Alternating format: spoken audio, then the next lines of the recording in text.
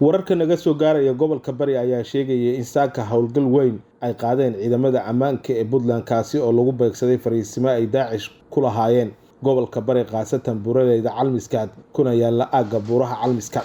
Howlgalkan oo ahaa mid qorsheysan ayaa si gaar ah waxa uga dhacay deegaanka loo yaqaan Harooryo oo u dhow halka loo yaqaan Tog Jacayl, waxaana jab culus la gaarsiiyay kooxda Daacish.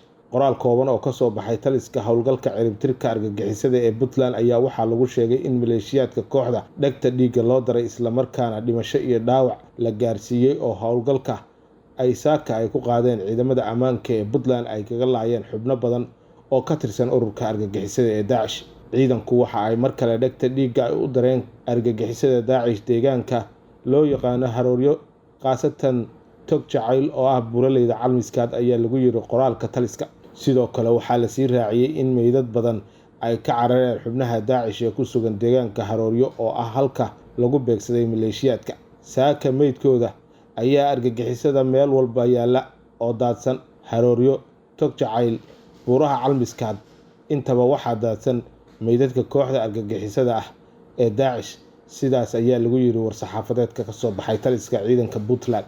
Xaaladda ayaa ah mid weli kacsan waxaana socda dhaqdhaqaaqyo ciidan oo culus oo laga dareemayo aagga buuraha Calmiskaad oo ah halka ay isku hayaan ciidanka Puntland iyo kooxda Daacish.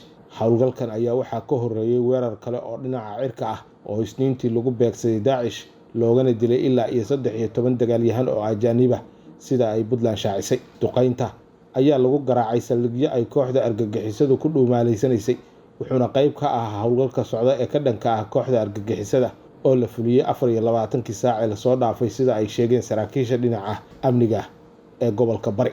Wixii warar ee ku soo kordho qodobkani mar walba kala soco Rasmi Radio ku soo bir barta aan ku leenahay YouTube-ka ee Rasmi Radio.